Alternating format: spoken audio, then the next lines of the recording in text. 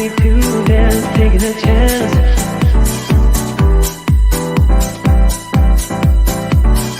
Telling me to dance, taking a chance.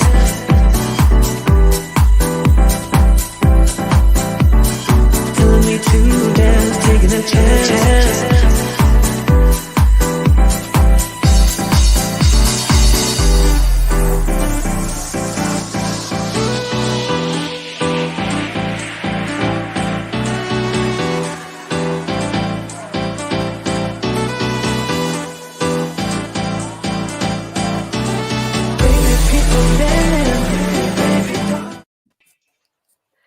Hello, everybody. Thank you so much for tuning in. If this is your first time joining in my book chat, my name is Melody McAllister. I'm so glad that you're here today, whether it's from Twitter, YouTube, or Facebook. We're just so glad to have you here today. And our guest authors that have created this wonderful book, we have, and I always want to read because I'll butcher the names, but yes, we have Lainey Rowell, Christy, Andre, and Lauren Steinman. We're so glad you're here today, ladies. Thank you so much for being here. How are you guys doing? We're so good. Thank you for having us. This is so fun. Thank you so much. Happy St. Patrick's Day. Yeah. Oh, yes. Not that you could tell. Were you not sure what day it was, Mel? Because I feel like you knew it was St. Patrick's Day. Sure. I just get so excited at the very beginning that I forget sometimes. But this is special because these ladies, they released this book, this wonderful, beautiful, Evolving Learner book just a year ago, almost exactly. Like it is your book birthday on Sunday. Sunday was technically the first birthday. Am I correct? Yeah. Yeah, roughly. Yeah. It's debatable. Because there's like different, like we got the book in our hand, actually March 13th, interesting day to get the book in hand, but yes, look at you. Yeah.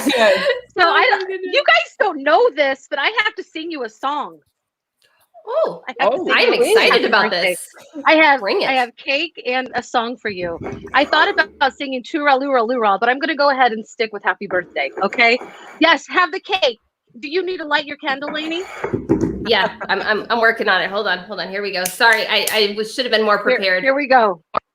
It's all right. Happy birthday to you. Happy birthday to you. Happy birthday, book birthday, Evolving Learner. Happy birthday to you. So good. Happy birthday, Love ladies. it. And I know, Thank you. It's hard. We're going to talk about this. It's hard to release a book like right before the pandemic, or you guys literally did it when the world started shutting down. Okay. So kudos to you. And I read this book. Yeah. Who would have thought, but and we'll talk about this, but the book totally stands up to it, and we'll get to that. But first, oh my gosh, and if you're watching, we have a book giveaway. And if you want to win this sucker, you've got to comment, tell us where you are, what you like, just comment, because we're going to choose a random comment and you're going to win this book. So make sure that you're talking with us. All right. So first up, I'm going to have all of you wonderful authors introduce yourself. And first we'll go with Lainey. So go ahead and tell us all about you. Well, I am Lainey Rowell, and I am honored to have written this book with Christy and Lauren. I am also a podcaster and international consultant. And of course, I was in the classroom. A great joy to be in the classroom as a teacher and also a district leader. Is that awesome, it? You want more? Was I supposed? What was the prompt? Just tell us. Yeah, no, you're great. And people can follow you at Lainey Rowell, and you also do Lemonade Learning. So, and I think I probably have some links to share. Okay. All right. We'll do that in a second. And my friend Farzine said ballin'. So that's wonderful. All right. Next up is Dr. Christy. Dr. Christy, tell us all about you. Well, I am currently a principal in Tustin in Orange County, California. I've been in the business for over 15 years. And let me think. I taught internationally in South Africa for a couple of years. So I would have to say that to shout out to all my students that are friends with me on Facebook. And this book was definitely a labor of love. I'd say what I'm passionate most about is social emotional learning and professional learning for teachers, and that we always grow. So this is a timely book, especially right now when we have to keep shifting and growing. So that's me. And you can follow me at Dr. Christy Andre. And then this SEL the SEL learning kit is actually my son and I, who's 6, and we like to do a lot of little hands-on kid friendly, how to do it with your own child at home. Oh, that's awesome. Great. That's great. It's I will so definitely be great. following you. Yeah, Thank that you. sounds so awesome. All right. And next up is Dr. Lauren. Tell us about you.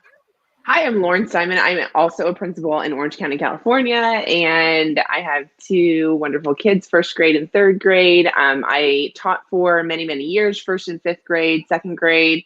And then I went on to work at the district office as a district leader as well. I was also a digital learning coach with Christy for a couple of years, and I have lots of passions, including professional learning with teachers, helping grow and develop teacher leaders, and also just really, I love ed tech. I love everything, but there's a lot of different great communities that I've been able to join, like both as a teacher and now as a principal, and it's been wonderful. And if you would like to follow me on Twitter, Lauren M. Stein.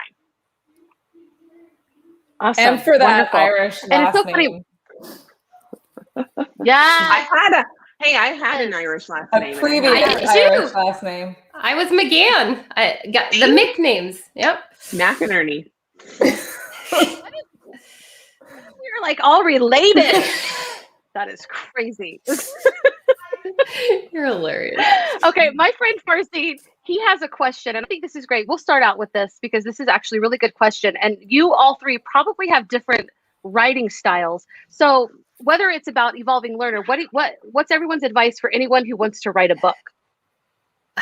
You know, it's funny. I'm gonna steal from my friend Dave Burgess, because he has told me this several times, that people come to him and they say, you know, I want to write a book and then go speak. And he gives the opposite advice, like go speak and see what resonates with people. And it doesn't have to be speaking. I think if you're blogging or submitting articles to publications, I think just getting started is the hardest thing. And also, just for dedicating time, I had to block out time on my calendar and consider that sacred time, because to me, writing is the easiest thing to procrastinate on. So I don't know, Lauren, what do you guys think? Well, you know, I mean, I think like when we started this book, Christy and I had just finished our doctorate, and that's a big writing task to begin with. So we always joke that, like, why did we even say yes to this project? But I think you have to start with like being passionate about something and have something in mind that you really want to put out there. And I agree that I think speaking first really helps connect with people too, and also see not only what resonates with people, but where there's like a need and what people are asking for and wanting themselves. And so that is something that I think all three of us did a lot of leading up to this project, and that we continue to do, not necessarily like in the pandemic, but but otherwise. And that's a really great way also to kind of keep a pulse on what's out there and what people are seeking and how we can connect with others. Yeah, and I'd say like be current with research and research-based practices. Like whenever I got stuck with the writing, it was more or less like finding other great books out there that were research-based to kind of read through and talk about. And I think that's one thing that we did really well, was kind of grab resources and ideas of so many different people and kind of put it in one place. And because I think people think you have to be an expert, but I think you just have to be passionate and know that we all have a voice in some different way, and that we can all be a part of the, the fire. And if we don't put our ideas in, then it doesn't, burn that whole analogy, if you will. Yeah. And like a shout out to Corwin, they gave us so much resources. They gave us a ton of because our book isn't to replace necessarily like a PLC book or anything like that. It's more of like bringing it all together. And so they were really good at helping us with source material. Sorry, Mel. Oh, that's great. Yes. Do we know Amanda? Is Amanda, like she says, happy book birthday, amazing women, proud of you. Amanda is, oh, so cool. Yes, our partner in crime. We love Amanda. Hi, Amanda. Awesome.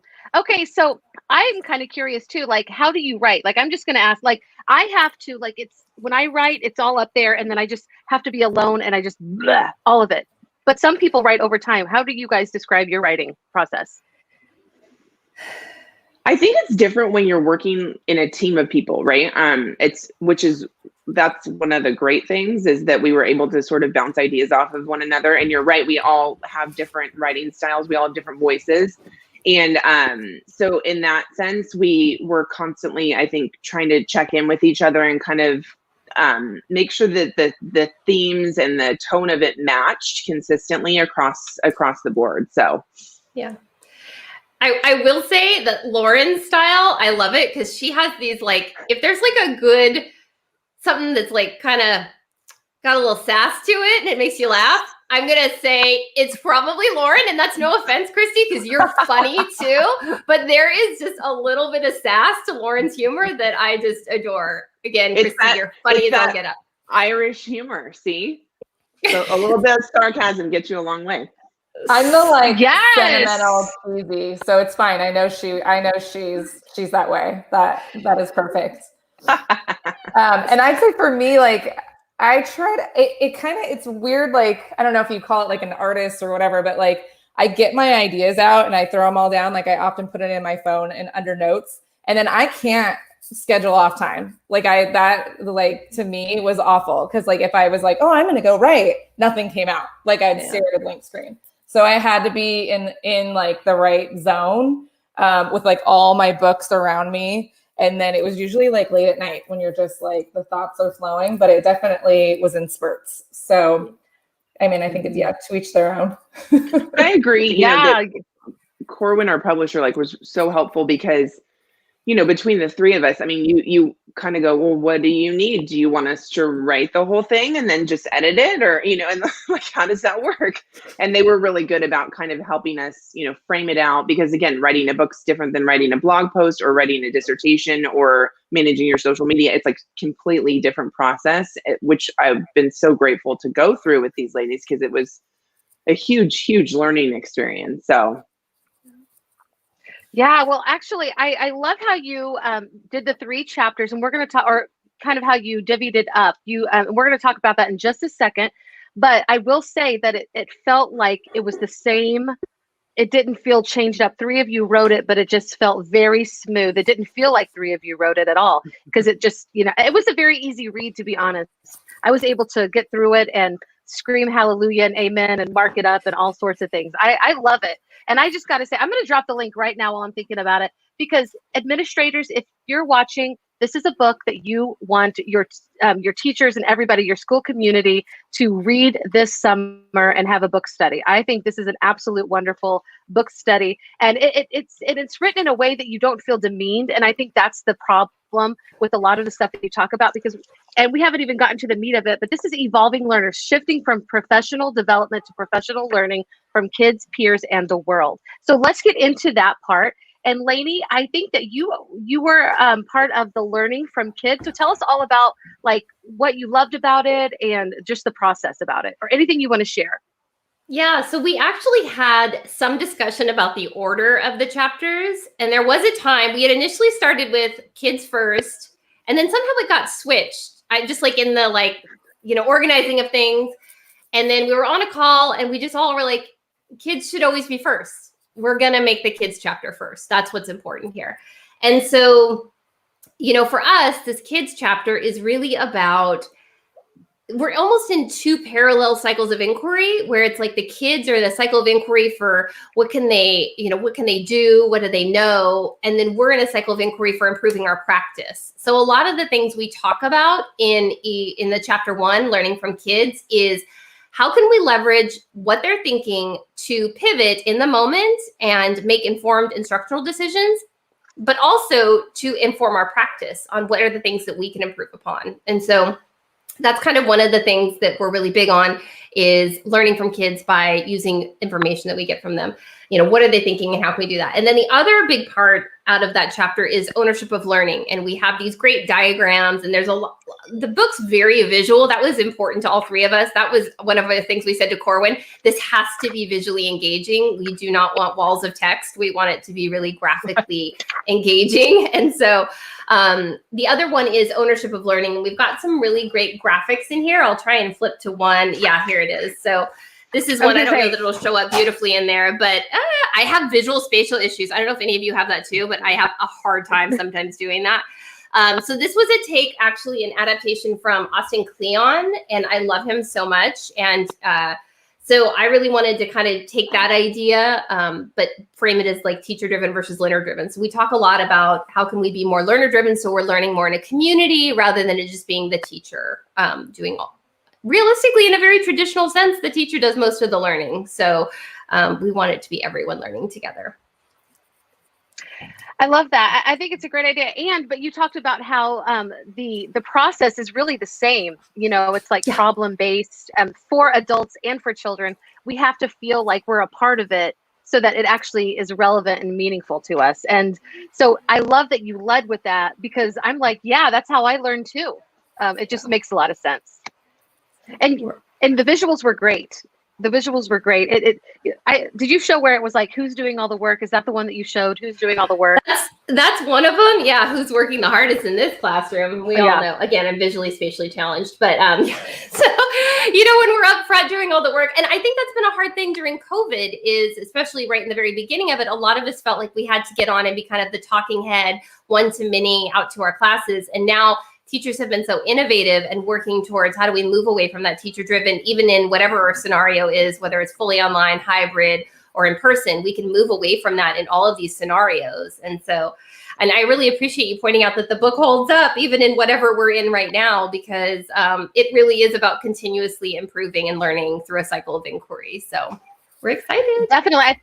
I know. I think even the pandemic shows just how more necessary all of the information that you share is, to be honest, because like we've had to get rid of a lot of old systems that aren't working. We aren't going to take them back with us, I don't think. I mean, you all are school leaders, so you tell me. I mean, are there things that you're like, we're not doing this again, or practices, they're just gone? Like we're looking at new ways of teaching?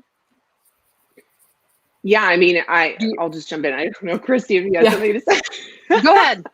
But I think that, you know, I mean, it's kind of funny because I think, you know, especially 1 year in, we joke that it's like probably the worst time to release a book is like at the beginning of like the world shutting down. But honestly, I think that as the year has gone through and we've kind of gotten into this new school year and people have gotten, I mean, I don't want to say more comfortable with distance learning, but we've gotten into this zone. And as Christy and I are principals, you know, we know that really the spirit behind us writing this was that, you know, schools and districts would just like hand over PD to teachers and say, this is what you're learning. This is what you're going to be interested in this year. This is what you got to do.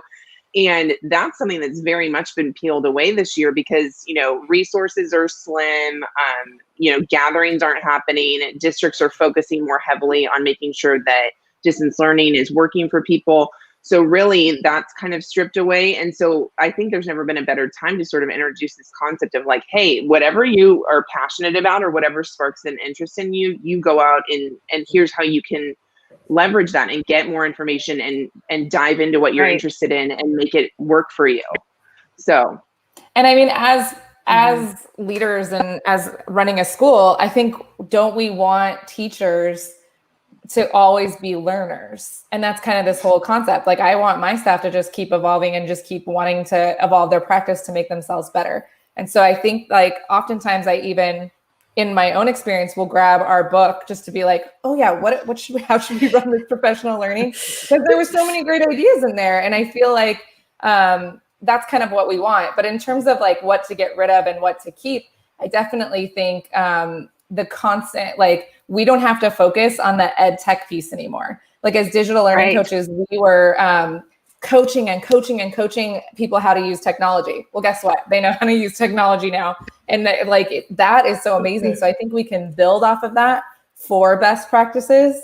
I think some things have been very hard. Like our district is doing kind of and most districts are doing the in-person kids and online kids. And we know that how the challenge of all that, but then there has been benefits of being able to be online in parent meetings, right? Like it's so nice. Like then all of a sudden parents can come because they don't have to take off work. They can pop on. So there's definitely things that we've been able to keep, but then you're also looking at, we can't wait to get rid of, right? Right. Mm-hmm. And that kind of naturally takes us into, you know, the next chapter, learning from peers. What was your favorite part about this chapter? I know. And Lainey kept saying that cycle of inquiry. And I think for me, when I first started teaching, I was at a school that was kind of a leader in PLCs. And so I think that was always my passion, and just seeing the way that you come together as a team, and that you talk about data and then you shift your practice and you come back together, you talk about the data and you shift your practice. It's like this constant cycle. But your people are next to you. They're your peers. That's who you can definitely reach out to. And I think that's why I loved getting into this chapter, because it really is the feely one, because you get to be feely with your peers. This is Christy's passion right here. Yeah. See, Lauren will hit me with the jabs, but then I come back with the sentimental, and that's what is the best thing about it. But for us, and I like even just leading presentations at conferences, I think the best presentations are one that leave you with takeaways. And I think that's what we really wanted in our book, and especially in Learning from Peers. Because as we started really writing it and getting into it, social emotional learning kept coming up, because you got to take care of your people. And Brene Brown's work kept coming up. And I was like, man, we got to hit the SEL work hard and hit it with like easy takeaways. And so you'll find by the end of the chapter is just little short blurbs on how you can implement it, which is definitely my passion, because it's like so easy to miss moments and so easy to really nail the moments. And another little part that we missed, even in chapter 1, which was amazing, is that we reached out to kids. So we have vignettes from kids. Yes. And then we have vignettes from people around the world. And that being able just to kind of showcase other leaders around the world was kind of also really special, because we admit that we're not the experts on the subject, and that we love learning from other people. Even in our evolving learning, evolvinglearner.org, we have a blog, and we really loved being able to get other people to write on it, because why not, right? We're all evolving. We can all learn from each other. Why not have other people come in and write for it too? I'm so glad you brought up the social emotional. I was going to say, let me say one thing about that. No, it's okay, Lainey, because we probably might even be saying the same thing. But here's the thing. Like when we talk about social emotional, we're usually talking about kids, but you guys brought it up with peers. And you said it's because the really only way to teach it is to model it. And I thought that was absolutely genius and absolutely true. So I wanted to interject that, but go ahead, Lainey. Yeah, and I was so happy with how there were themes that we did not know were going to be such major themes when we started. And that was a big one. It was the SEL component, and it runs through all 3 chapters. We talk about Inspire Ed in Learning from Kids, and that's actually a program that is modeled after adults learning from kids and with kids for social emotional, rather than it being a top-down approach. And then Christy put so many beautiful practices into Learning from Peers. And then we do touch on social emotional learning in the world too, especially when it comes to comparison hangover, and how can we be learning from the world without it having detrimental impact on our emotional state, which is a constant battle. I will not pretend like you can buy this book and it will solve that problem for you, because that's an ongoing thing. But we talk very much about, don't compare yourself to others, compare yourself to your previous self. Like, where was I a year ago, and what was I struggling with, and what have I grown since then? And so that was one of the biggest gifts for me throughout this, was learning so much from my co-authors. And I really was so happy about the SEL piece that came out so much more strongly than I ever thought it would. And I'm so grateful it did. Shout out to our assistant superintendent that just commented. Thank you, Maggie. Yes. Thank you for tuning in. I thought you addressed SEL like right on. I was really happy to see it addressed so well. And the thing is that you guys wrote this before the pandemic hit. And I feel like the pandemic has made everybody say, yes, SEL is important. Finally. But you didn't even know the pandemic was was going to happen. So kudos to y'all for doing that. Is there any more that you want to add about Learning from Peers before we go on to the next chapter? Think one last thing that she brought up was one last resource that we squeezed in right at the end, which was Permission to Feel by Mark Brackett, because he's huge. And I promote our book, but man, if you don't have Mark Brackett's book, and that is all the same, because if we don't give ourselves permission to feel, how are we going to ever model that with our own kids? So I just wanted to touch that one too.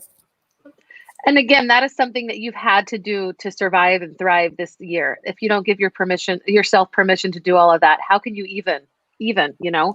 All right, let's get to the last chapter, learning from the world. Dr. Lauren, tell us all about it. So really, you know, I mean, there's a real purpose to, again, what we were talking about, the way that we went through the book. And then really the whole idea of the entire book is that you can learn from anyone. Everyone's got something to offer you. You have something to offer to everyone else. And that's where we kind of get into it, especially in learning from the world. And that's something that probably a lot of people who are watching right now are very familiar with, because if you're seeking out information through social media, Twitter, that kind of thing, you're pretty well versed in that. But there's a lot of teachers, educators, leaders out there who are not really tapped into the resources that you can find. And I think it's because it can be really overwhelming to a lot of people. And we're, you know, trying to show in a really clear way, hey, you can go in, and if you go to a conference and see something about a certain topic and you want to get more information about it, it's so easy to do that.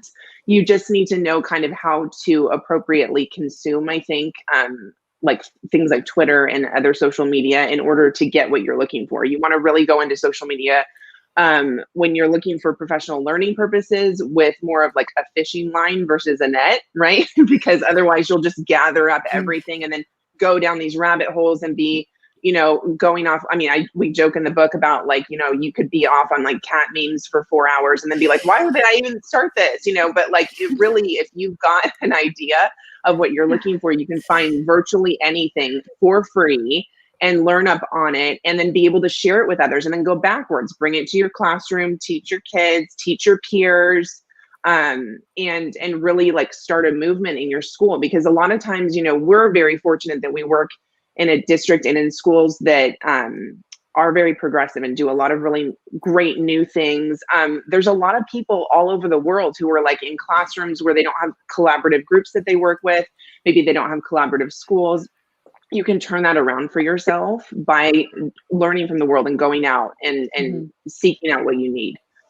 Yeah.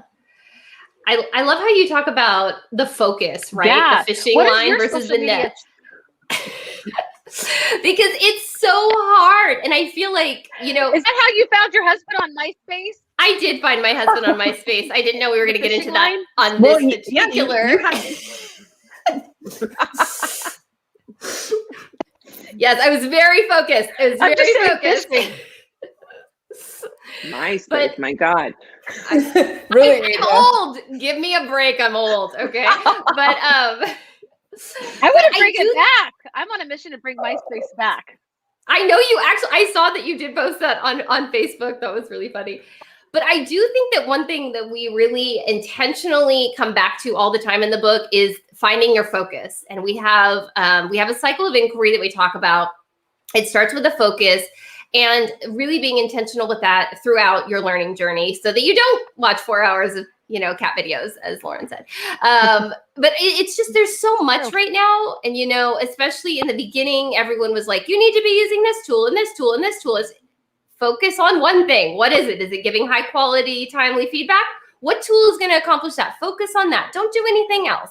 I think we get really stuck. Just, I personally get like the squirrel, like I get distracted easily. So that's my personal goal, is to be more focused. And I think it was never harder than this year, when we were all, you know, the rug was getting pulled out from us very regularly, and we were having to kind of recenter ourselves. Well, and I think the other piece is like, don't wait. Because like some teachers will be like, well, nobody trained me on that. Like, how am I supposed to know?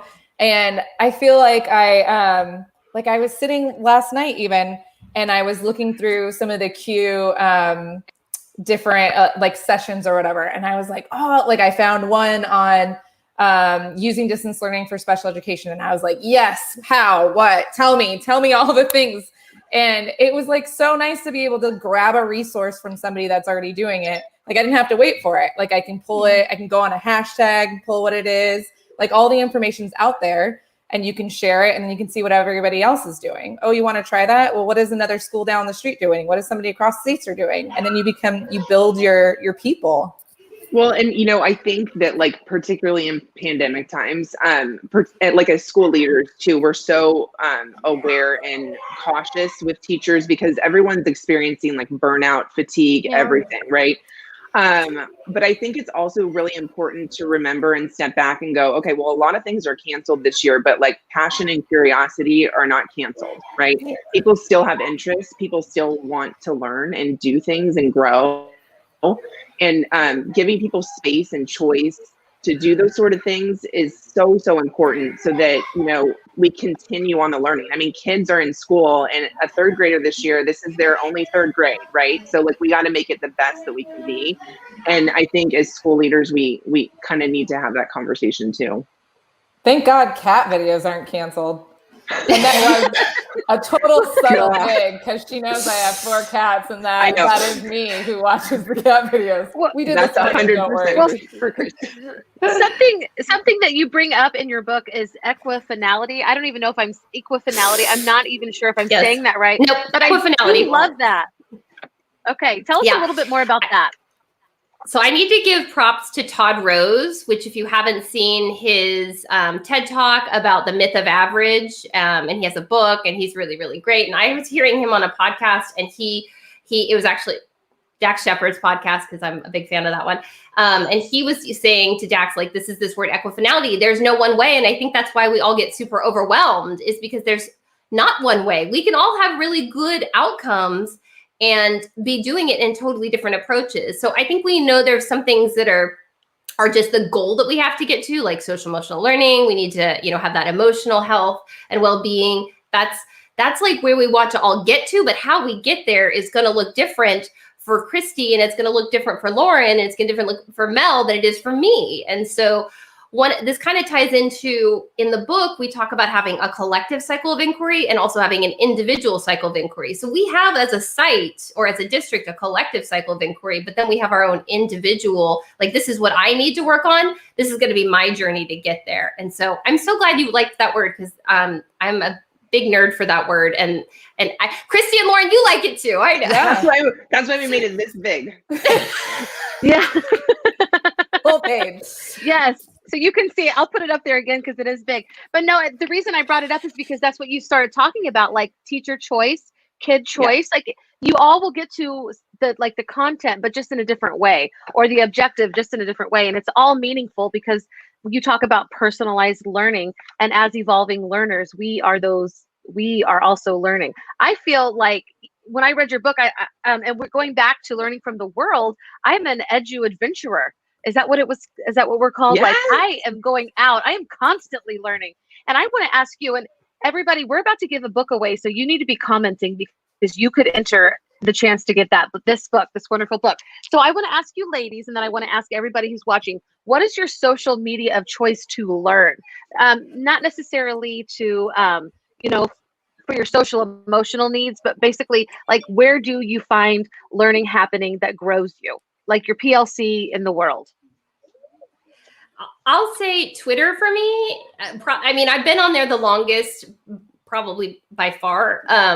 I was on Twitter like a couple months after it launched, but I really wasn't very active. I was a lurker for a very long time. And then I really think I dived super deep into it over the last year, because I do a lot of work with schools where I'm actually doing this into schools, into districts, and trying to help people think through all of this.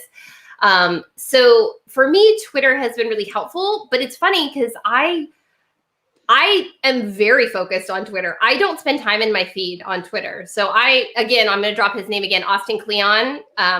Less feed, more search. Like, I spend time searching. I do not spend time in the feed, because the feed is algorithms, and like, one time I liked this, so now they're going to send me more of that. And like, I know what I want to do. And so, like Lauren said, the fishing line is for me searching and using hashtags and things like that, not spending time in my feed, because my feed does not give me what I want usually.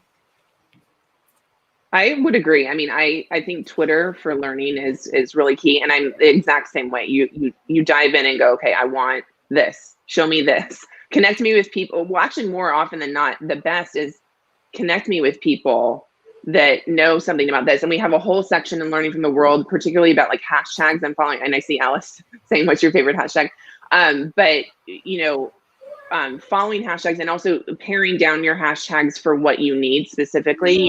You're going to get very specific feedback and connections. If you're a math teacher who teaches 6th grade math. There's a hashtag for, I mean, there's a hashtag for literally everything, right? And picking and choosing kind of, and then that is what will connect you with groups, but then maybe even further with individuals. And you might be finding your teacher tribe with someone who teaches 6th grade math in the middle of Minnesota. You don't even know. So that's kind of like how that connects. Well, I don't know. We're in California. There's probably someone from Minnesota.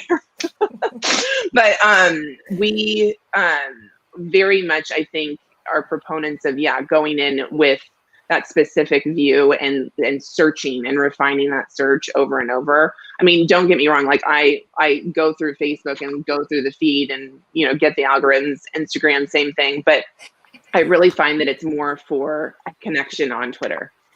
I know. And what's funny is though, like my hashtag favorites have changed. Like I used to ed tech everything when ed tech was like, and especially as coaches, we were like, what's the new thing? Yes. What's the new thing? But now I was working with a teacher and they wanted to use Pear Deck, shout out to Pear Deck. And I was like, and if you want to see other people doing it, go on the hashtag. And it was like all these people on Twitter, they're using it, they're posting what they did and free lessons and free, and you're like, see? So I don't have a favorite on that because I feel like I go off of whatever the thing is that I want. Like I was planning like a math night and it was like math at home, a hashtag there that is like really popular and great. I will say though, and Lauren brought up Facebook for principal things. We're in a Facebook group that is key. Like I've like lived and breathed off this thing where we people just kind of post, and I tend to lurk more than anything. Like I'll post occasionally, but it definitely has really great resources that we've all stolen and used, but it's like up for grabs and like even just perspective. And so it definitely depends on each one. I'm not in too many groups per se, but that one was principles. That's our favorite one right now. But then hashtags, whatever we're looking for. Yeah. I do think Facebook has blown up more since like the last year. Like I did not use Facebook for professional learning much before. Thank you. Yeah, we've got the hashtags. We've got a lot of them. I love it. Yeah. I really love it. And you have it divided in amazing categories: science, visual, and performing arts. You have more than just like the core, math and English, but you have inspiration and motivation. So I'm just saying, I wanted to point out that this is pretty awesome that you give all of these great hashtags. Thank you. Well, yeah. And I agree also. No, go for it. Go for it. I just think that the groups on Facebook are very, over the last year, they have been more meaningful for me as well. The groups, not necessarily my need, but definitely the educator groups that I'm in. Yeah. I cut somebody off. Did you want to say anything? Oh gosh, no. I was literally going to say the same thing as you. Like that really over the past year, I think because of, shut down and all that kind of stuff. I mean, people really started to move and grow in the social media that they were already existing in, right? So people who were already on Facebook and maybe didn't feel as comfortable making the jump over to Twitter, but were like, help, I need help with distance learning. I need help with my classroom or whatever. That's where like those communities started to grow and evolve, which I like. Yes. I'm all here for. And again, we participate on like pretty much every platform. And YouTube, same thing. Like, I mean, it used to be, it was like, how do I fix my sink? But now it's like, how do you set up your classroom online? Well, who would have thought the best thing out of the pandemic was the Bitmoji craze Facebook group? I was just going to bring that. I know. That sucker is like the best resource ever. Like it's got every kind of, and then people just spend hours creating these things and share it. It's like, thank you. I know. So many great resources. And the fact that we're all avatars and we don't have to be ourselves is even better. Come on. Love it. Awesome. Yes. I always get like this. I always feel like I'm lying when I create my avatars. I'm just, I just feel this sense of, that I'm not really being truthful. So I'm so silly. So especially with the outfits, I'm like, what would I wear? All right. Black is what I wear. So my Bitmoji is in all black. But okay, we have a book giveaway that is happening. And so if you're watching and you want to get into this, make sure that you comment, because all the comments, we're going to pick a random comment, except for the guy that told us that we were all super attractive. He's not going to get it. Yikes. I thought he was going to get one automatically. I was already like side texting him, "What's your address? You're welcome." Like, that's funny. Stop. Okay, well maybe he should be in it too. Okay, I should shut up. Okay. All right, so here's how it's going to happen. You guys can't see this, but I am going to just go up and down the comments, and whenever you say stop, whoever comment it lands on wins. So you just, somebody say Lady, stop. you do it. Stop. Okay, that was my comment. And the next person, so the next person after my comment was actually Tammy. I went up and down. So Tammy, I'm glad you wanted to win because you won. Yeah.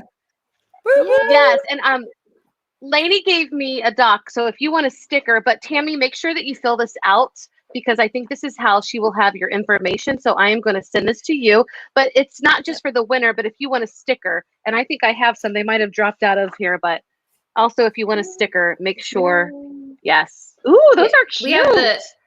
We have the it doesn't come with the DeLorean, but we have the holographic For your water bottles. Yeah. Oh, I love that. Yeah. So Tammy, make sure, I hope that you saw the document that the Google Doc that I just dropped in the comments. If not, find me. I'm everywhere on social media. But we are at the end. I want to say thank you, ladies, so much for joining us. It's been such a great time visiting with you, getting to know you.